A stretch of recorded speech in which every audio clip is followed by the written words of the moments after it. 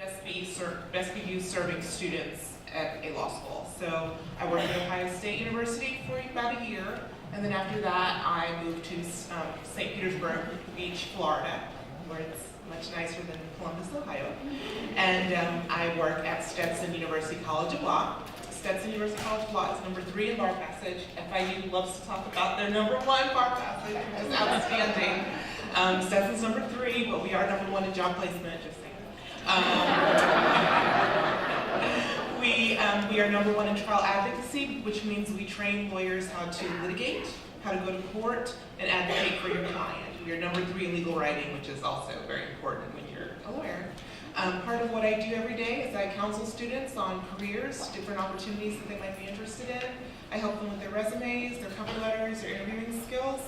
I also kind of run the pro bono program, and pro bono is when students and lawyers are helping people for free, using their legal skills to help people who are disadvantaged. So that's what I do, and I'm so happy to be here, and feel free to ask me any questions about divorce law or career development.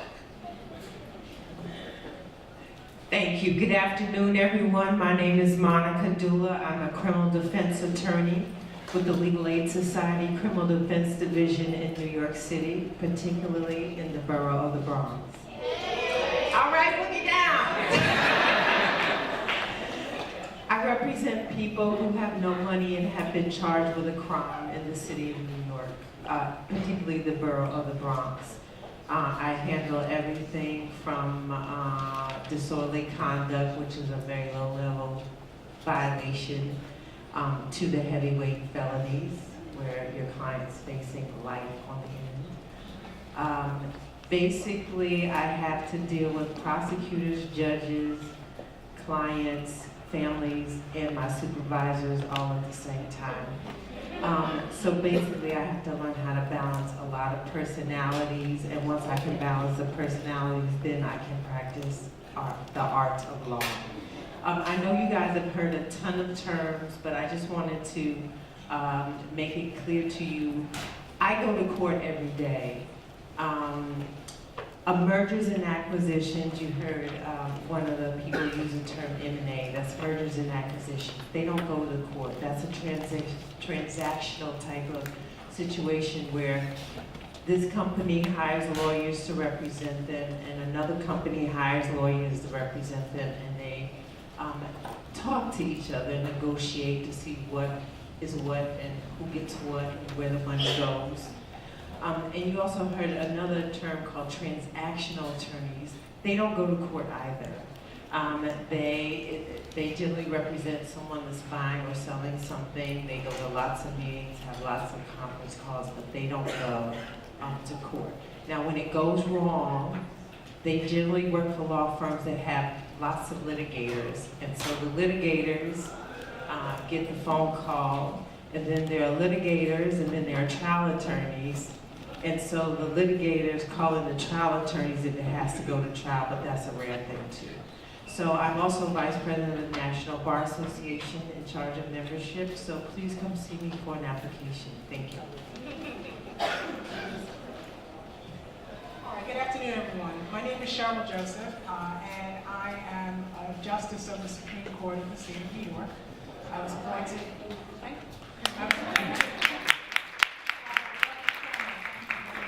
Court of Claims. I attended New York University as an undergraduate student. Thank you very much. I also attended NYU Law. Thank you. And I wanted to get into law really because, as basic as it sounds, and they always tell you never ever to say this in an interview, I really wanted to help people. I have to be honest with you. So at the time I went to law school, which was in the 90s, the thing to do was corporate law because everybody wanted to be like LA Law. That was the show. And I thought I wanted that too. So my first summer before law school, I was part of a program called Sponsors for Educational Opportunity. And I worked at Davis Polk and Wardwell. I didn't really like it, but someone told me to give it a chance. And my first summer I worked at Wachtell, Lipton, Rosen, and Katz. And then I decided that definitely wasn't what I wanted to do. I wanted to serve the public. And speaking to my parents who were immigrants to this country from the West Indies, Thank you, Trinidad and Diana. They were kind of shocked because they thought I was going to law school and make all this money. So when I graduated and got a job at the Manhattan District Attorney's Office, and I had to break the news to them that yes, I have these loans and I'm only making $33,000 a year at the time, when my colleagues were making about 80, which was like huge. It was tough for them to swallow, but they were very supportive. I, like my colleague at the end, had the best stories, not the M&A stories and not what happens, you know, in the corporate office, but I was like, I saw Jay-Z at court today. J-Lo was in my office today. Because back then, that's a different story, we'll talk about that later. But nevertheless, right now I preside in Supreme Court doing divorce, matrimonial cases. And I would agree with my colleague, they are tough cases. But again, in an effort to serve the public, it's also very rewarding. I would encourage any of you who are interested in public service. Certainly, I'm happy to speak to you, answer any questions that you have. It was very rewarding and fulfilling. My loans were the last thing on my mind. I'm still paying them today. I graduated from law school in 1996, but the loans didn't stop me from pursuing my dream. I wanted to be happy. And my theory was, they'll get paid. And they are. It's not what they're not. But it didn't stop me. So I'm happy to be here, and I look forward to speaking with you. Hi, my name is Sam Roberts. I am an Assistant General Counsel at Walmart Stores Incorporated in the Employment Division. I'm what you would call an in-house lawyer. I graduated from the University of Tulsa undergrad and did my law school at Temple University in Philadelphia, and actually just had to Google. It looks like we've lost our #1 trial advocacy ranking to Stetson, so congratulations. But we will be coming for the throne once again when it comes to trial advocacy. How I got to where I'm at right now, I started at a large law firm in Philadelphia, and then transitioned in-house to Rico, a copier company. And for the last 3 years, I've been at Walmart in Bentonville, Arkansas. So I can kind of walk you through my day-to-day as an employment lawyer. So I'm responsible for all of the company's single plaintiff wage claims and wage litigation. So I am, in that sense, a litigator. But because I represent the company, what I'll do is I will hire outside law firms and work with the law firms on the litigation. And I'll monitor things like settlement and trial and negotiations leading up to a trial. There are lots of conversations that happen on strategy and certainly around settlement approach. So that's kind of the litigation part of my job. But I also counsel the company whenever there are new programs or initiatives that the company wants to roll out. For example, if they want to switch from vacation and sick to a PTO program, if they want to do a pay raise or do something different with job classifications, they'll lean on me as their internal corporate support to give them advice and guidance. So I often have conversations with members of our executive staff.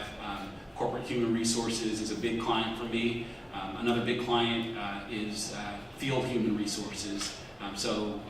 Field human resources managers and regional managers will call on me, not necessarily because someone's suing us, but for strategy when we're talking about either a termination or something that presents risk to the company. So that part of my job, it isn't always as contentious as the litigation. I'm often in a position where I can do some good and help our associates. And that part, I think, is really appealing about being an in-house lawyer, because it's not always a contentious litigation battle. Sometimes we're just coming up with the best strategy that's going to do the best good for our employees.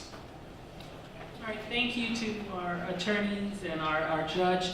What we've just heard is where they are now. And for the next couple of questions, we're going to take a trip down memory lane and talk about when they were applying for law school and when they were in law school, and then we'll fast forward again to their current careers.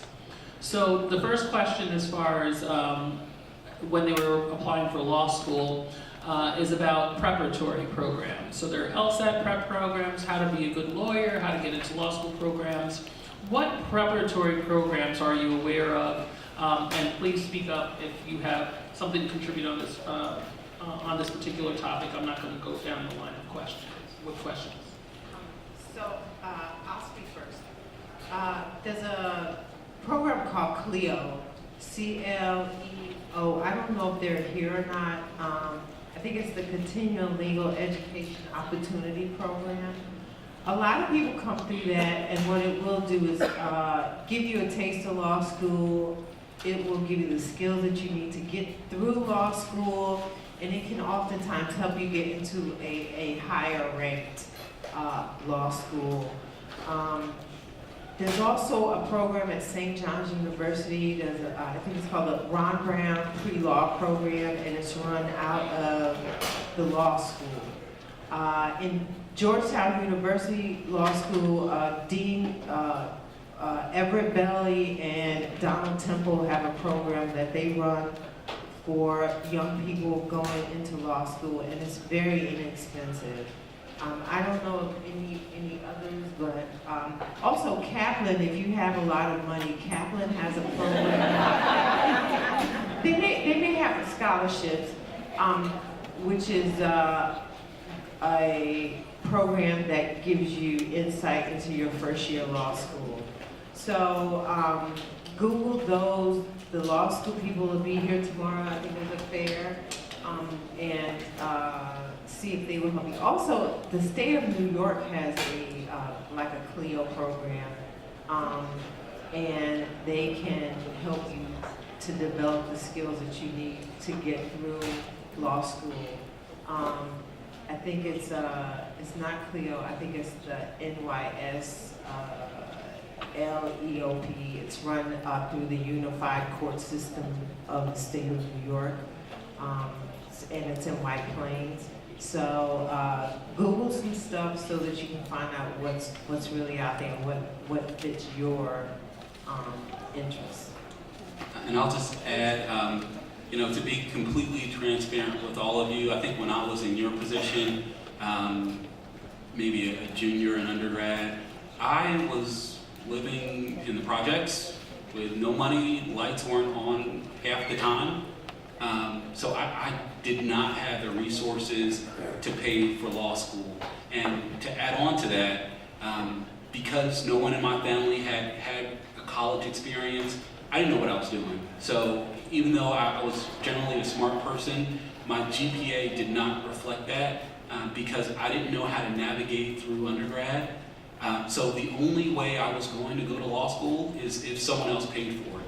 And thankfully, someone told me early on how important the LSAT was. So I'll repeat the same thing to you. You're probably at a point now where there's not much you can do about your GPA. It kind of is what it is. You have an opportunity, if the LSAT is in front of you, to show these schools that you are worthy of law school. Now,